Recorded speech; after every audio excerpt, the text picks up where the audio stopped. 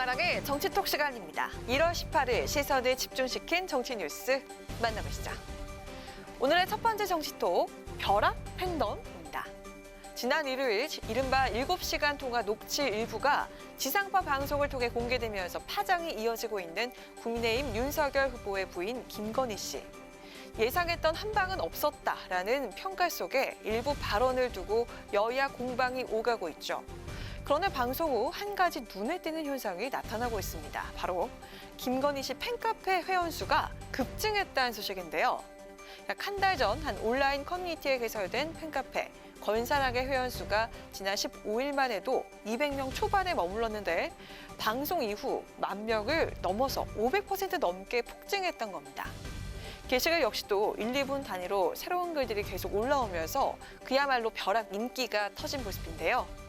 새로 가입한 회원들은 방송을 보고 팬이 됐다면서 걸크러쉬, 여장부, 사이다 발언 등으로 표현하면서 호감을 나타냈습니다. 김건희 씨가 정치적 견해를 분명히 밝히고 문재인 정부를 거침없이 비판하는 모습에 대한 반응으로 해석되고 있는데요. 국민의힘에서도 이런 움직임을 긍정적으로 바라보는 기류가 감지되고 있습니다. 일반적으로 어떤 신데렐라처럼 이렇게 느껴졌던 분들이 많이 계실 것 같아요. 김건희 씨에 대해서. 근데 이번에 얘기 나눠보니까 나하고 똑같네. 평상시 늘 주변에서 볼 수 있는 그런 여성이네. 이런 생각을 하지 않았을까. 물론 김건희 씨 방송 이후 여론이 이런 호감만 있는 것은 아닙니다.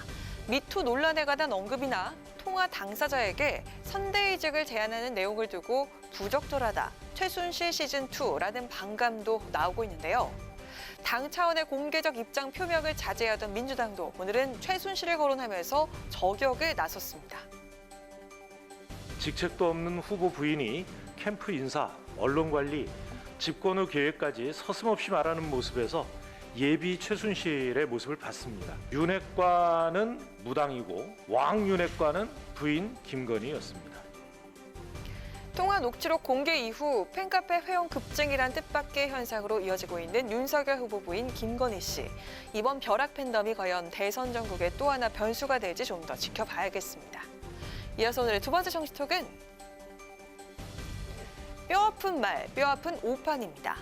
지난주 갑작스럽게 대선 일정을 접고 집거에 들어갔다가 닷새 만인 어제 활동을 재개했죠. 정의당 심상정 후보. 이번 대선에서 재신임을 받겠다며 마지막 소임을 끝까지 완수하겠다는 각오를 밝혔는데요. 어제 공개석상에서 모습을 드러냈을 때 평생 처음 커트를 했다는 짧은 헤어스타일 외에도 또 하나 눈길을 끈 것이 있었습니다. 바로 심상정 후보 뒤쪽으로 걸려있는 걸개 그림인데요. 심상정이란 자신의 이름 안에 빼곡하게 들어가 있는 작은 글자들, 바로 정의당을 향한 당원과 국민들의 비판의 내용입니다. 운동권, 식상하다, 정의는 없다, 민주당 이중대, 무능하다 이런 지적들로 가득 채워져 있는데요. 심 후보는 오늘 이 중에서 가장 뼈아픈 말로 이것을 꼽았다고 합니다. 직접 들어보시죠.